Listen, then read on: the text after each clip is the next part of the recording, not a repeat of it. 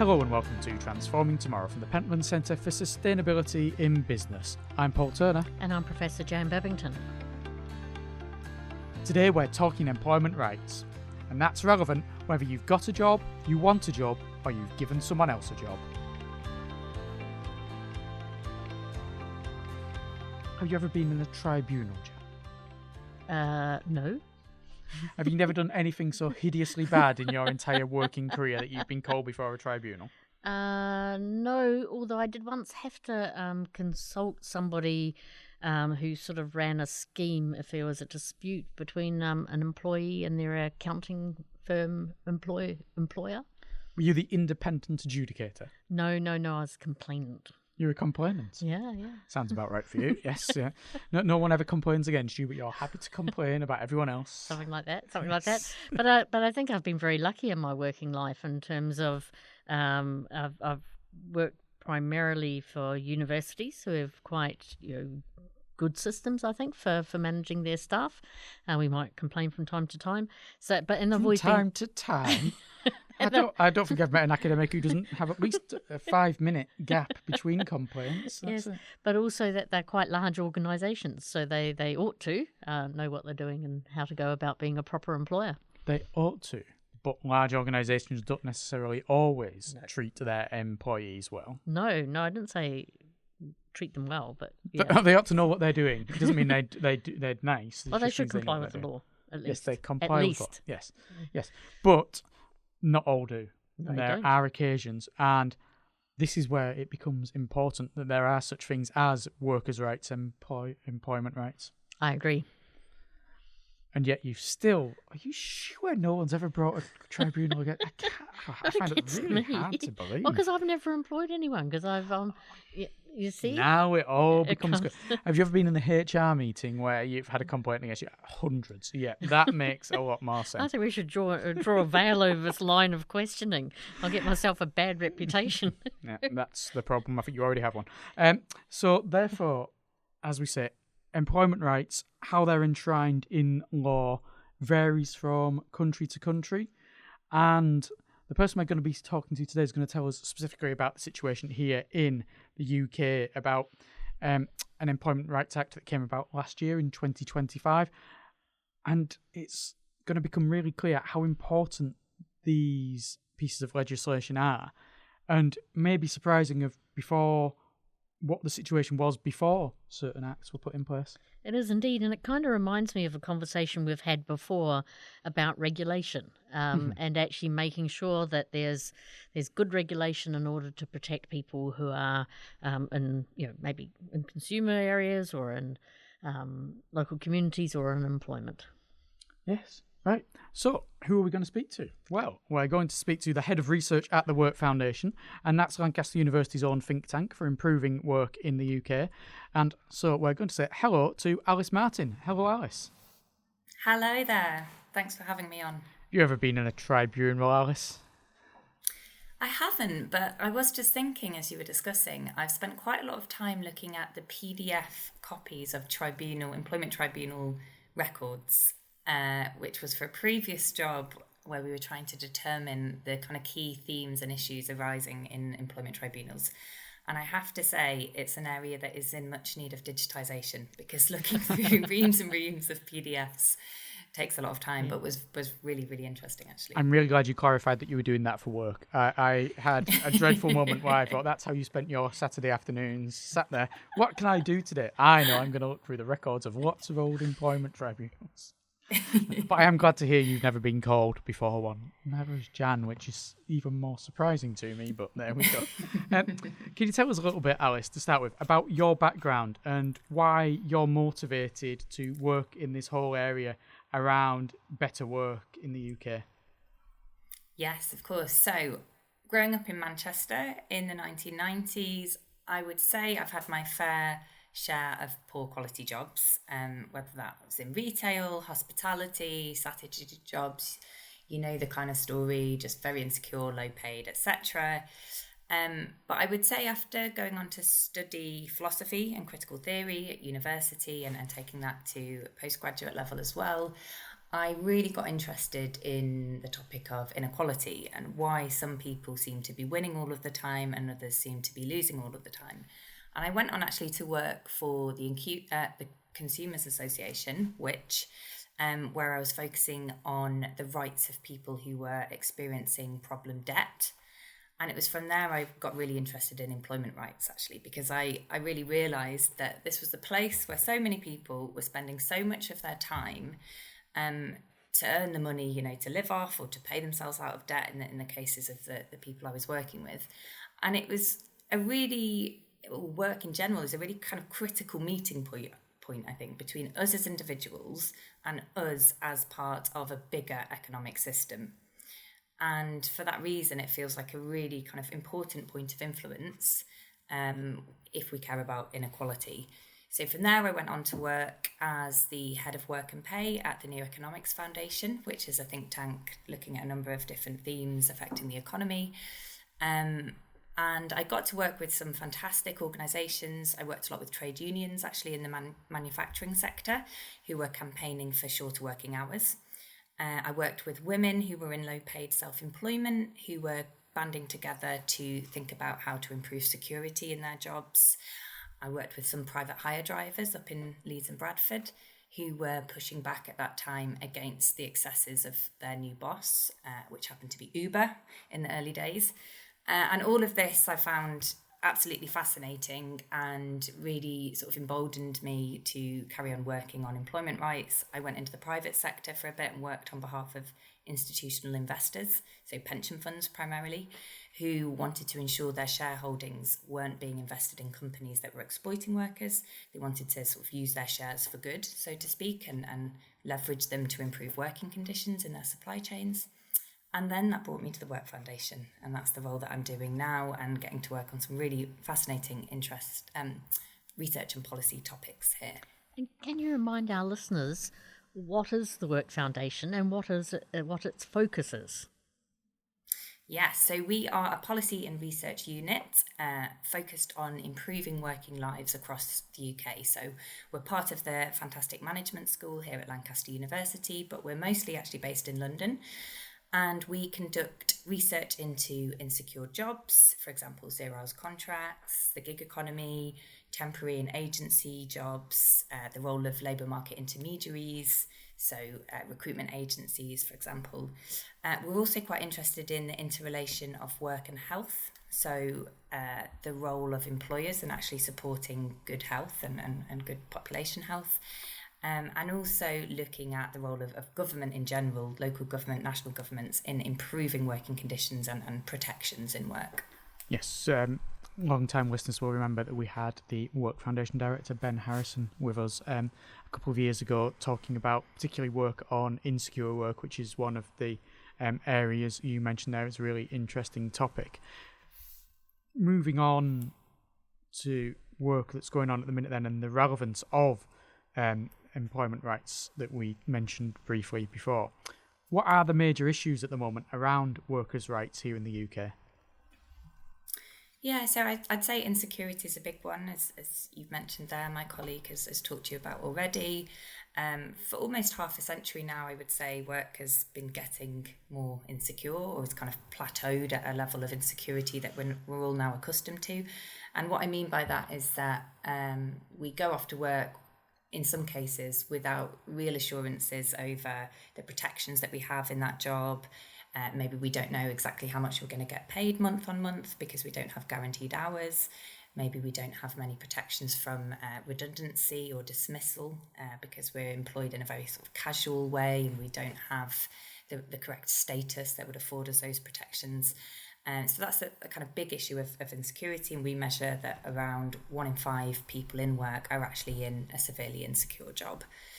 But I would say there are some other issues as well that do relate to this. So work and health is something I mentioned we're focusing on at the moment, and what we've really seen largely since the pandemic actually, or at least the pandemic shone a light on it, but I think some of these trends actually predated the pandemic, was that we were seeing people leaving the labour market in increasing numbers for health reasons. And this is for a myriad of reasons, really. It's to do with population health and kind of difficulties there, or declines to some extent in the length of our healthy working lives. So we're sort of becoming unwell at an earlier point in our lives, and that's affecting our ability to work. Some of it is related to mental health as well, and people's sort of increased problems with mental health and the interactions that has with work, particularly when we have quite intense work lives now and not many boundaries between home life and work life often, thanks to phones, digitization. So I'd say that there's some of the big themes that we've been working on recently. I think a big one currently is actually unemployment. So it's less that people are leaving the labour market because they're too unwell to work, but it's that some of those people are actually now actively looking for work and would really like to get into a job, but the jobs aren't there. And we're seeing that that's affecting young people in particular at the moment. And it's a big worry for that group, because if you spend time out of work as a young person, that can have kind of knock-on consequences across your working life. In your description of some of these big trends, it becomes evident that work and the nature of work changes over time. So I wonder if you could help our listeners understand how workers' rights have changed over the last 20 years or so. Yeah, sure. Well, actually, interestingly, I'd say workers' rights haven't changed a huge amount over the last 20 years. And that's part of the problem, because working practices and business practices have changed. And so rights haven't necessarily kept pace with that. So I think we've seen a sort of increased fragmentation of workplaces, again, thanks to digitization and various platforms that allow employers to really sort of chop up jobs into small parts and dish them out to workforces that maybe can do them most cheaply, whether those workforces are abroad or maybe in a different part of the UK, or using digital platforms so that they're sort of not fully employed, but they're hired to do piecework as a self-employed contractor. And some, that's been happening for many decades, but I'd say in the last 20 years those practices have increased and maybe become normalized. Outsourcing is a very normal process now for most public sector bodies and has been for a while. So in local government, you'll have various services actually carried out by private companies. And all of that has, I suppose, posed some problems for workers' rights, because it's not always clear for people who their boss is, who their actual employer is. They might be dealing with one person on their payslip, but actually it's another company that they're getting their HR information from, and they don't really know where to turn to deal with a problem that might be occurring. So I'd say that general kind of ambiguity around working practices and who your boss is something that's really become an issue in the last 20 years. I'd say there have been some changes, and this is not talking about the Employment Rights Act yet, which is the big change that sort of came in at the end of last year and will be flowing through over the next few years. But I'd say prior to that, there were some small tweaks that happened. You might recall the Taylor Review of Modern Working Practices back in 2017 that made recommendations to strengthen employment rights in a number of areas. The governments that came after that did make a few of those changes, for example, around rights for agency workers and some small tweaks to 0 hours contracts rules. But I would say the Employment Rights Act is really the first thing we've seen of its kind for a long time. In my professional career working on this area, it's the first time there's been a major piece of legislation to actually change workers' rights. Right, so let's get to the heart of it then. What is the Employment Rights Act from 2025? And I think you've probably already covered why it was necessary, but if there was any other reasons why it was necessary too. Yeah, so the Employment Rights Act is a piece of legislation that looks to introduce new securities, new protections for workers to bring working practices up to speed with the modern day. So I would say it does actually take quite a lot of sort of influence and elements from the Taylor Review that I mentioned. but it has come through under the Labour government under a kind of wider agenda that they termed Make Work Pay. And I'd say the overarching ambition of the changes is to improve security at work, ensure that more people know what they're going to be earning at the end of a month after they've gone off to work. So a kind of, I suppose, poster child for some of these changes is the ban on 0 hours contracts, which I can talk a bit more about if you're sort of interested in that. But there are other protections as well that are being brought in around that kind of ambition of making work more secure. The Act also looks to codify flexible working and people's ability to access flexible working on day one, which was already a right predating this change. But what the Act will attempt to do is to make flexible working more of a norm. So it's an assumed right that the burden really is then on the employer to push back if it isn't suitable for that workplace at the time. And there's a raft of other changes within there as well, which I can get into as we discuss. So let's start thinking about some of those provisions of the Act. And maybe if we start with 0 hour contracts, and then I'll let you maybe bring up 2 or 3 other examples that fit within a sort of a decent work, thinking about how work might pay. Yes, so with 0 hours contracts, it's quite an interesting one because we've heard a lot about this ambition to ban them. However, they don't currently actually exist in any legal form now anyway. There's no sort of contract called a 0 hours contract. It tends to just refer to the absence of any agreed hours of work. And that's been, I think, part of the reason it seems to have been so difficult to legislate around, and we've talked about this on and off for over a decade now, and I think there's a general public consensus that on the whole these contracts aren't offering people the security they need.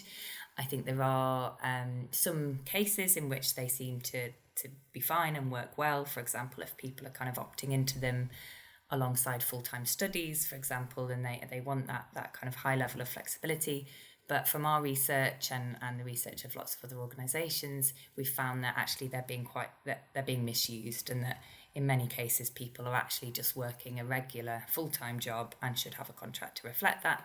So what the Act will seek to do is to provide people with a new right, and that right will be to a guaranteed hours contract. And how they actually deliver that is subject of debate still at the moment. It's going to require some secondary legislation, so this change won't come into play for at least another year, possibly longer.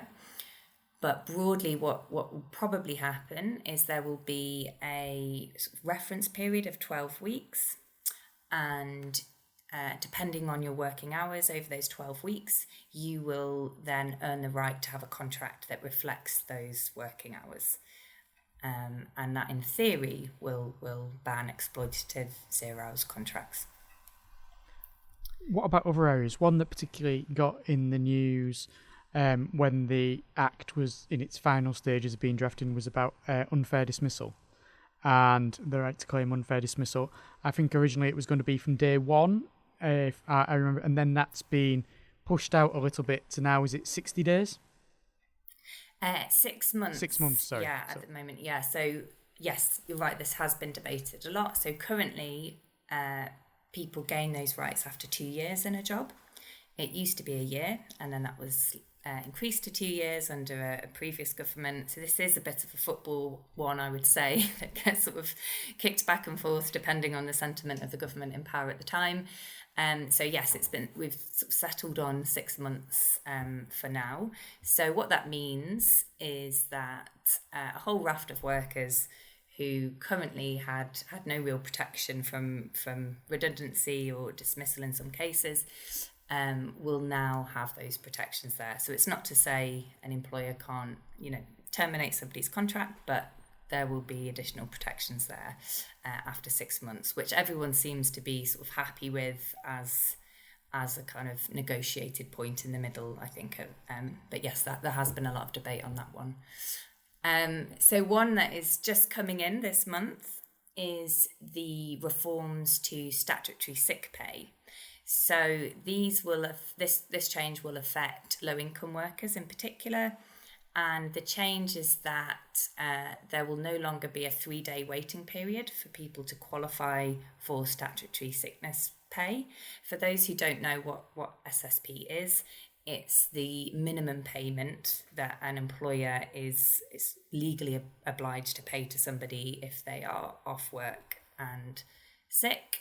I think for a lot of people, for example, ourselves working in higher education, we don't actually have to worry about that too much because our employers have an occupational sick pay policy that generally is much better than the statutory measure. The statutory amount is actually very low. For most people, it represents less than a day's work.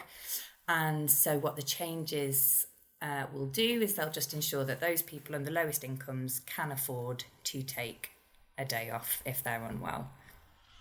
They seem all very sensible things. So do you think the Act does enough, or do you think there's still some additional elements of workers' rights that ought to be pursued and maybe will be pursued in the fullness of time as well?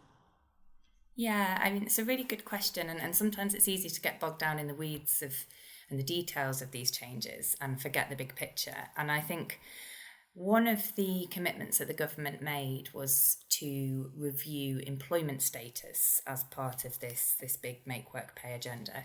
The reason being that we currently have quite a complicated system whereby we have employees, and then we have an interim sort of status of workers who are sometimes referred to as dependent contractors, and then we have the self-employed. And there is one concern that with the improved rights that are coming through the Employment Rights Act, there might be more of an incentive for employers to go towards either self-employment or the kind of interim worker status as a way to sidestep some of these rules. So, for example, we're already seeing retailers, so high street shops, using gig work platforms to recruit shop floor staff because they can, and they don't have to worry then about the Employment Rights Act. So I would say there's maybe a bit of a missed opportunity here to deal with that broader issue about employment status and what is the right way to employ someone. I think the government does still intend to do that, but it's been delayed. So there's a concern that we're going to see some displacement of insecurity happening in the meantime. And then just back on the question, I suppose, of the big picture, something we're quite interested in at the Work Foundation is this question of sustainable working lives. And actually, we're working with an academic, Stavroula Leleka, also from Lancaster University, who does a lot of work on psychosocial risks at work and sustainable employment. And what she means by that is ensuring that jobs are actually sustainable over a lifetime, and that people don't burn out, and that people are able to actually stay in a healthy employment relationship for as long a period as they want to or need to. And I think something maybe then for the government to look at would be what are our rights to time off across our lifetime to enable us to have these healthier, longer working lives. So that might be looking at improved parental leave, improved paid leave for carers, because we know more and more people have caring responsibilities for loved ones, for partners, for parents, for other family members. And there is a right now for people to take up to 5 days off unpaid to act as carers. We think probably we need to be more ambitious on that, and we should be looking at a right to paid time off to be a carer, as you would have paid time off to be a parent, for example, and looking at other ways to, I suppose, build in some breathing space into working lives so that people, when they have a big life event, whether it's becoming a parent or becoming a carer or having a health shock themselves, so that they don't have to leave the labour market altogether, so that actually work can be an accommodating place for them and they can come back to work when they're ready. I think that is something an area that the government is interested in. It hasn't made its way into the Employment Rights Act in this moment, but maybe it will be a focus for future activity. Which brings me to my next point.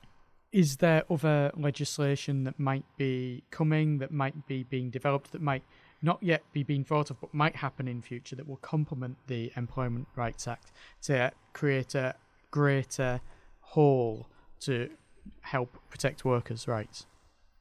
Yeah, I think definitely that piece about employment status. I think particularly looking at people in low-paid self-employment in the gig economy, and looking at whether there is a kind of social safety net that we can establish for those workers, so that we don't get this discrepancy between, individuals taking on all the risk themselves in their employment relationship. So I think that will definitely be an area of focus. I think with the advent of AI and the increased use of AI across, all of our working lives in various different ways, which could be a whole podcast in itself, and I'm sure that's a topic that interests you. But I think something to keep in mind there, or something that interests me, is how we can think about the gains to workers that might come from AI use. So rather than just thinking about the efficiencies and the increased profits that might be available for businesses, can we also think about more time off and better work-life balance for people? If this is going to be a major industrial transition of our generation, can we design it in a way that actually benefits lots of people, not just those who are lucky enough to deploy it in their company at the right time and gain efficiencies from it? So yes, I think that would be a really interesting area for the government to think more about. And maybe just as a wee side explainer, many of our listeners would have heard the phrase gig economy, but might not know exactly what it means. So before we move on, we're going to do a wee magic briefing on what is the gig economy. Alice, over to you. Yes, sure. So, the gig economy, it's a term not everyone likes, but we've all got quite used to it now. It generally refers to self-employment, whereby people are given gigs, so short-term jobs in exchange for money. They're generally not employed. It's people bidding for bits of work, carrying out that bit of work, and often it's mediated by a digital platform. So I think probably some of the most common examples people know of would be Uber, Deliveroo, but actually we see these forms of gig work platforms existing in lots of other sectors too, maybe less talked about, for example, in social care. So you might have a carer who delivers care to a number of clients, mediated through a platform, and that care worker is self-employed, and she will go onto the platform, scroll, look for a gig, aka someone to care for, and will go off and do that job and receive payment for it. The reason it's so controversial is partly due to that ambiguity around whether that person is employed or not, and often we've seen the gains go to the owner of the platforms, the Ubers, the Deliveroos of the world, rather than the gig workers themselves. I think there's going to be a gig economy built around podcasting. Gig economy. Here's a topic. Are you going to start doing hundreds of other podcasts just wherever the money is? Is this it? You're going to give up on academia, just see if you can find a few more podcasts to do? I suspect my current job, while it does attempt on a virtual continuous basis to burn me out, is probably better paid than a podcast gig. Yes, yeah. I suspect you might struggle to find too many other podcast vacancies for accounting academics. Steady on. I'm going to pass the questioning back to you and not talk to you again. Okay, that's fair enough. One of the things that the Employment Rights Act has created is the Fair Work Agency. Can you tell us, Alice, what that is and what it does or will do? Yes, so the Fair Work Agency, I think, is a really positive element of the Employment Rights Act. So it is a combined enforcement body. So it is an attempt by the government to bring a number of existing labour market enforcement functions under one roof, one virtual roof. I don't yet know if everyone's going to sit in the office together, because I think people tend to work all over the UK in different offices. But some of the functions that will be brought under the same roof will be the parts of HMRC that deal with national minimum wage underpayment. So finding the companies who aren't paying the legal minimum wage to their staff. It will also include the bodies that look at recruitment agencies and the practices of recruitment agencies, particularly where these are exploitative. And the Fair Work Agency itself will have some strengthened and new functions and sort of capacities as well. For example, it will have the power to initiate enforcement activities on behalf of workers rather than waiting for individual claims to be brought forward. The Fair Work Agency will have the ability to actually go looking for labour abuses and take claims on behalf of a group of workers. Some of the details are still being fleshed out as to how it will work and indeed how it will be resourced, because I think the ambition of the agency is big, which is brilliant. And I know that Matthew Taylor, who's going to be heading it up initially, is very keen that it becomes something that even people in the street know the name of. I think at the moment, if you asked a regular person who enforces employment rights in the UK, they wouldn't really know. And I think the aim is that people eventually will have heard of the Fair Work Agency and will know that this organisation's on their side. Whether it's going to be resourced sufficiently to be able to, realise its ambitions, I think is another question.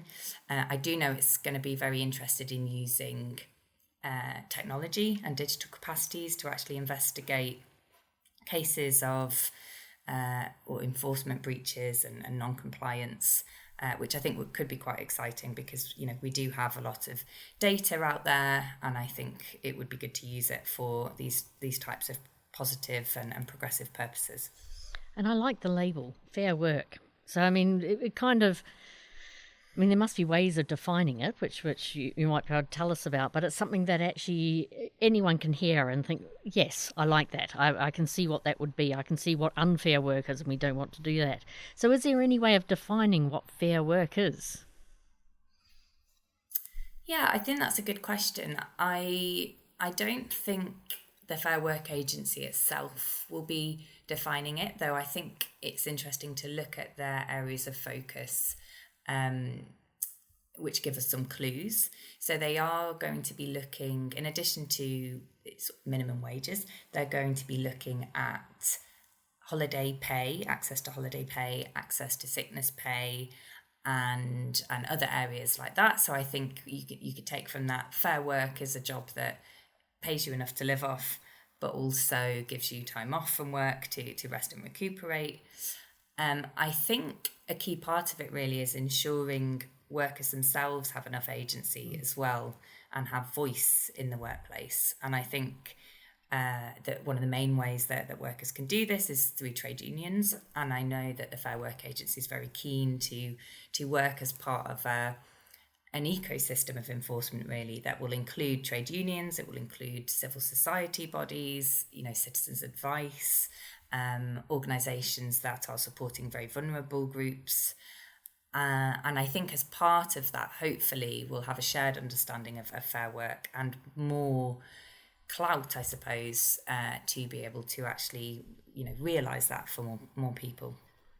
So drawing us to a close then, Alice, what do you think comes next when it comes to the work agenda and what needs to change in the near future? Yeah, so I think we're probably going to see a devolution of some of the responsibility for fair work over to local governments, combined authorities. I think there's a sense that the Employment Rights Act now sets a new bar. Well, as it comes in, it's going to take a couple of years to really take hold, but it sets a new minimum floor to some extent. So then the question becomes, how can we improve beyond that? And I think there's some great ambitions coming out of whether it's Greater Manchester Combined Authority, the West Midlands, others that are looking to really up the game on what good work looks like beyond those minimum standards. And I think proactive employers are doing the same as well. And I think that's really exciting. I think there's kind of more opportunity hopefully for workforces and employers to also negotiate their own working conditions as well, through trade unions and through constructive negotiation. I think that hopefully we're entering a new era for that. There are some changes in the Employment Rights Act that enable workers to more easily, collectivise their voice as part of a trade union, and I think that could hopefully generate some more proactive negotiations between employers and workers in key sectors. Well, we very much look forward to seeing what does happen in the coming years. Thank you very much for filling us in on the whole area of employment rights, Alice Martin. No problem. It's been lovely to chat to you both. It's good to see, isn't it, Janet? There are positive changes being made when it comes to workers' rights here in the UK.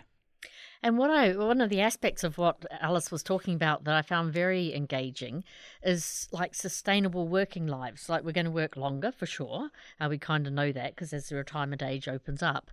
But at the same time, and sort of really drawing from Killian and Leanne's podcast, we're going to maybe suffer ill health or we're going to have caring responsibilities for somebody in our family. So being able to navigate all of that complexity and keep having a job that pays appropriately, etc., was really important. So it's quite a holistic picture that Alice was talking about. But sustainable also from the psychosocial side of it, whereby you're in a job that feels good. You're not in a job where you've no idea what's going to happen, where you've got ill-defined responsibilities, where you've got leaders who could ask you to do anything at any time and you don't know what that's going to be, or where there's no definitive leadership structure and therefore you're struggling to know who you're expected to listen to and what you're expected to do. Yeah. There's so much there, and it's good to see what Alice said about the fact that the Employment Rights Act is looking to improve security of jobs for people, especially when that figure at the very start, 1 in 5 people in the UK are in insecure work.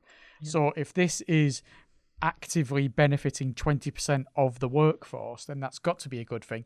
Even if, as Alice said, maybe it doesn't quite go far enough in certain areas and there's other things that still need to be done. And I think it's also that whole sort of cost-benefit calculation as well, and trust me as an accountant to think about that.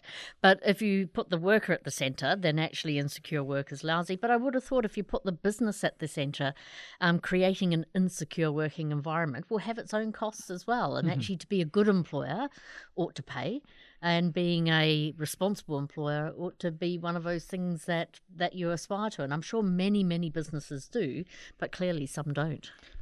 Now, call me a cynic looking at costs. Alice, towards the end there, mentioned the fact that maybe in the future that a lot of the responsibility for this kind of thing is going to be devolved to local government. Now, I don't like to say that local government's already overstretched in terms of what it can do with its budgets, but I'd hope that they get money to be able to do this if it's all local authorities that are expected to do it, because then otherwise it becomes something that it's not seen as a key priority for these local authorities. They're going to say, well, we've got to look after the roads, we've got to social care, we've got special educational needs, etc. Things like this. That's where our priorities need to be, because that's where people expect our priorities to be. We haven't got time for this. And it might be that only, say, the combined authorities like Manchester, like the West Midlands, etc., that have greater budgetary allowances are able to say, yeah, actually, we can do that because we've got the greater responsibility anyway. So that would be my fear if it does get devolved to all levels of local government. I'm really pleased you mentioned Manchester.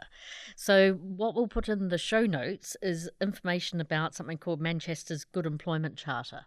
And it's been really interesting to know a little bit about that, because the Pentland Centre's been working in this area a little bit, whereby there's a set of employer expectations, and the Manchester Combined Authority has helped employers sign up to that and to build their capability to be sound employers. But you're right, and there are equivalent charters elsewhere in the UK, but it is the bigger authorities that are doing it. But their experience and their knowledge and know-how hopefully will be able to translate into other areas as well, because people work in a place, so place-based support is also as important. It does make sense. I just worry there'd be a two-tier system whereby combined authorities are able to better cope with this because they've got the bigger structures, and other smaller local authorities aren't able to do it. Or the government says, actually, we'll only give it to combined authorities, and then you've got central government dealing with all the other ones. Yeah. Well, we'll keep our eye on that and see how it works. And I guess with the Employment Rights Act being so new and the Fair Work Agency also being new, this is an area where we should definitely keep our podcast eyes on and come back and talk about it some stage in the future as well. Yeah, because as Alice has pointed out, a lot of it hasn't been enacted yet. It was brought into law late 2025, but it takes time for everything to go through all the processes that acts need to go through before they're enacted actively. How many different variations of the word act can you use in sentence so that people are affected by it? Yes, I think you're acting out now. I'm always acting up, but never. I don't know. I'm acting out. Anyway, I think we've maybe come to the end of this particular discussion. Yes. What are we going to be discussing next time, Jan? Planetary health. Planetary health. Yeah. So not the health of workers and psychosocial health, but planetary health. Which may indeed include the health of workers. But so we'll have to wait and see. Yes. Well, I look forward to that. We're going to be discussing that with Professor Jamila Mahmood from Sunway University, our friends at Sunway over in Malaysia. So that'll be next time. Until then, thank you very much for listening. It's goodbye from me, Paul Turner. And from me, Jan Bevington.